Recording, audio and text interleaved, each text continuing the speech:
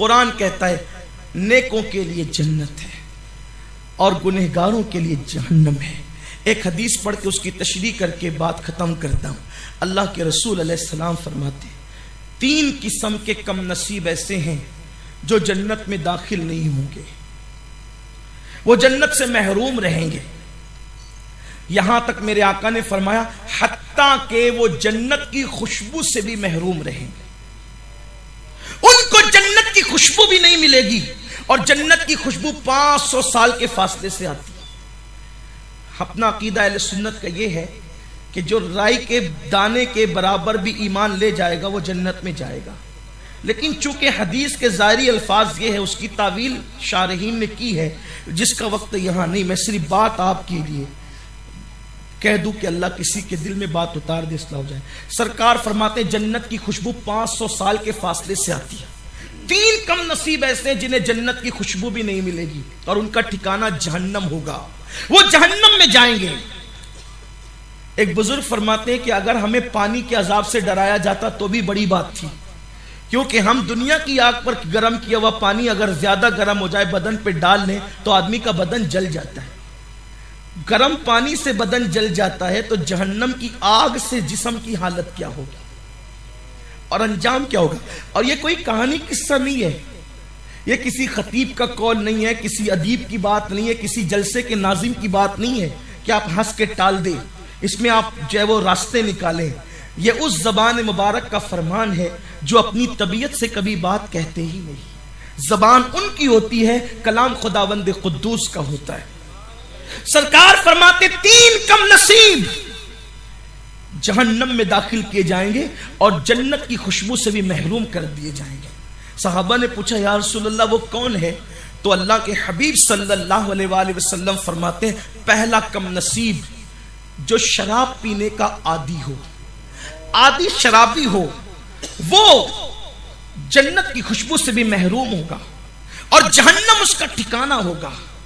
آج پتہ نہیں شراب کی تشہیر پر کتنا زور دیا جا رہا ہے پوری دنیا کے اندر، اور خاص طور پر ہیرو طبقے کو، جو حالانکہ وہ ہیرو ہے ہی نہیں، وہ اسٹار ہے ہی نہیں، وہ تو نچنیاں ہے، وہ تو زانی ہے.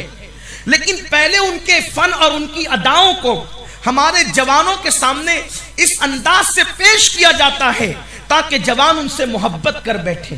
پھر محبت کرتے ہیں تو اب ان کو فلموں میں شراب پلایا جاتا ہے، شراب کا وہ اشتہار دیتے ہیں، شراب کی تشہیر کرتے ہیں. انسان، میرے قوم کا جوان سمجھتا ہے میری پسند کے ہیرو نے اس اسٹائل میں شراب پیا، میں بھی اس اسٹائل میں پیوں گا.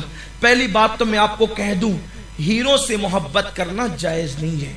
اس سے نقصان کتنا بڑا ہے، وہ کتنا بڑا نقصان ہے وہ بتا تو سن لیں آپ. کتنا بڑا نقصان ہے ہیرو کی محبت کا وہ سن.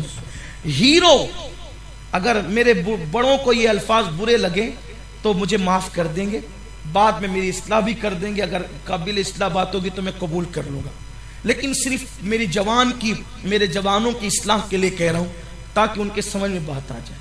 ورنہ یہ جملے کہنے کا میں عادی نہیں ہوں، نہ مجھے شوق ہے، نہ فحش بات کرنا میری طبیعت ہے. جو عورتیں جسم بیچنے کا دھندا کرتی ہے اس سے بدترین شخصیت کا نام ہیرو اور ہیروئن ہے. جو عورتیں جسم بیچتی ہے نا، اپنے جسم کو فروخت کرتی ہے، آبرو بیچتی ہے، اس سے بدترین شخصیت کا نام ہیرو اور ہیروئن ہے. کیوں؟ اس کی وجہ یہ ہے کہ جسم بیچنے والی عورتیں زنا 4 دیواری میں چھپ کے کراتی ہیں. ہیرو اور ہیروئن وہ بدترین اور گندے لوگ ہیں جو کیمرے کے سامنے آ کر زنا کرتے ہیں اور اس کی تشہیر کرتے ہیں. یعنی جتنی تھوڑی بہت غیرت اس عورت میں ہے جو 4 دیواری میں چھپ کر ہے تو جسم فروش، لیکن 4 دیواری میں چھپ کر زنا کراتی ہے، مگر ہیرو اس قدر بدکار بدذات ہے وہ کہ وہ کیمرے کے سامنے آ کے ننگا ہوتا ہے اور اس کی تصویریں لگتی ہیں، اس کو کوئی فرق نہیں پڑتا اور اسی سے تم محبت کرتے ہو.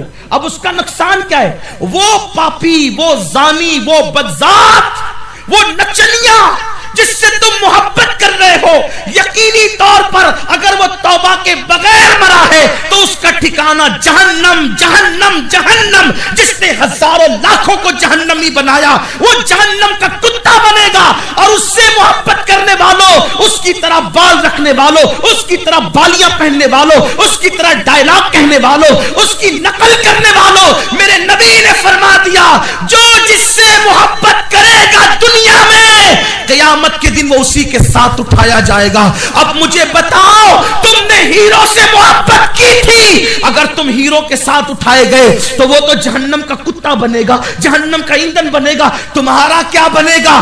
ارے نادان.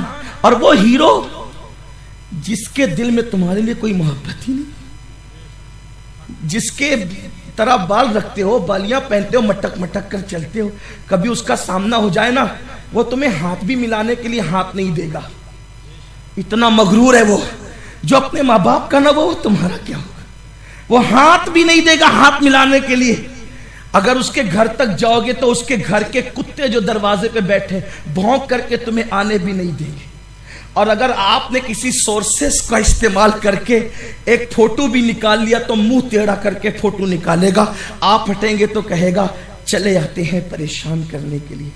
ایسے کو دل دیا. ویڈیو اگر اچھا لگا ہو تو لائک کر کے آگے شیئر ضرور کر دینا. اللہ حافظ.